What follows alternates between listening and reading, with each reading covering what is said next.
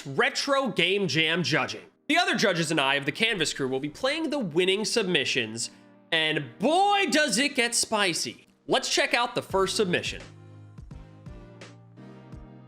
All right, so this first game here is called Retro Run by IceTime Adventure. So this game, we really liked it because it seemed to combine a whole lot of old school stuff. They've got Mario, it seems like they've got Sonic, they've got Pac-Man. You just start out in this overhead view. But what I really liked, of course, it made me feel like I was playing some old school Pac-Man, but the rings, they felt like Sonic. And then I could also jump around and get away from all these things that were trying to chase after me. So we really enjoyed it, and we enjoyed how unique this one was, just because it was such a great combination of a bunch of different games. And we didn't really know where to go on some parts to find the exit, but other than that, once we found the exits, we got all the rings, we were able to go there and move forward to the other levels. And we really enjoyed all of the reminiscence of so many different games that really combined together as a part of this one. So good job, guys.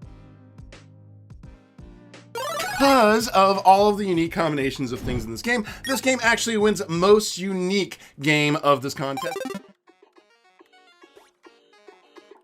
Now, moving on to the next game here. This one is 3D Crazy Guy. So this one, if you guys have ever played Frogger or Crossy Road or anything like that before, then you guys know exactly what to expect from this game. Once we got in here, we sort of had a hard time turning it off and walking away from it because it was challenging, but you just want to keep trying over and over and over. It's kind of like that, I don't know, like that Geometry Dash sort of feel that once you start playing the game, you do a little bit better each time, so you just want to keep going so you can make it to the end. So this one, very much like Frogger, we liked that. We enjoyed Frogger and all that stuff old school wise. Something that could have been a little bit easier would be if the levels themselves were a little bit easier. There were some parts that were very, very challenging. We tried to jump on like a rocket and then jump on one of these Space Invader aliens, and they were all moving too fast, and it was very difficult for any of us to really get to the end of the level. But yeah, there was definitely some really, really challenging levels as a part of this game as well.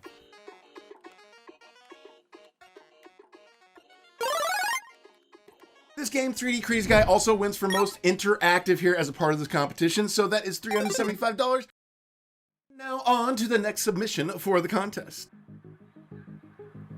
I like escape rooms, so naturally I liked this game, and it was really creatively done, and it had really cool puzzles, and it was pretty challenging. One thing I think they could have done better was making it feel a little bit more retro. Sure, it had the Vaporwave theme, but the game itself didn't feel very much to me like a retro game, so that's one place I think they could have improved. But overall, functionality was great, and I think they did a good job.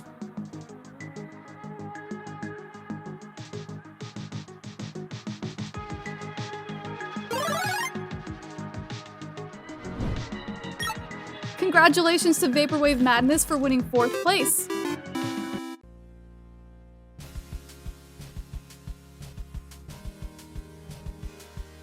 Flappin' Blocks was a pretty great game. It was pretty solid functionality-wise. There was no issues, and it was visually appealing. However, I do feel like it wasn't as retro feeling again as I would have liked it to be, but it was great, and it was like a little side scroller. So good job to you guys on that.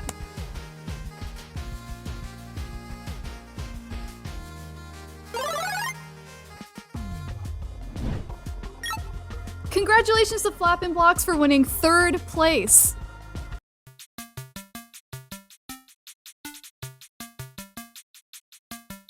I feel like this game, Dunderman, did a really good job with the creative interpretation and overall retro theme of this game jam. The things that I liked is that it references a retro game in Bomberman. It also has retro themed maps, and the UI is super arcadey and retro and has different little sounds and icons, so that all kind of like adds to the retro theme, and I think fit the game pretty well. I liked that the game had multiple different power-ups. It played really smooth. The UI and buttons and settings all seemed to work, and they packed all this retro stuff into one game that kind of felt new in a way. The spectating was nice. It was nice that you could spectate and see all the players, but then when you're actually in-game, you're kind of a closer camera on your own character, so it was a nice touch when you're spectating to not have to cycle through each player, and you just kind of see the whole game board in one big, wide view. It's also kind of funny that they adopted their own lingo, like they say, like, Russo Talks blocked this user here once you, like, kill somebody, so it's kind of funny. Not kill in real life, like in the game.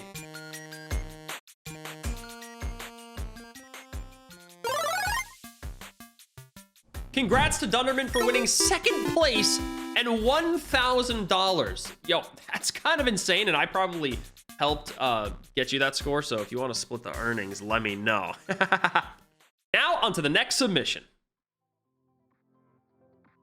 This game, Curing Kevin, was amazing. They nailed the retro theme. You literally start by inserting a cartridge to a Game Boy, and it just takes you to this crazy experience that you wouldn't expect. They took the retro theme super literally, and we all really liked it. My absolute favorite thing was that they took like a Pokemon theme style, so it was like Pokemon style like movement and, you know, OG like characters, and it had the little sound effects that kind of reminded me of Pokemon. Pokemon's my favorite game, so, you know, shout out Pokemon.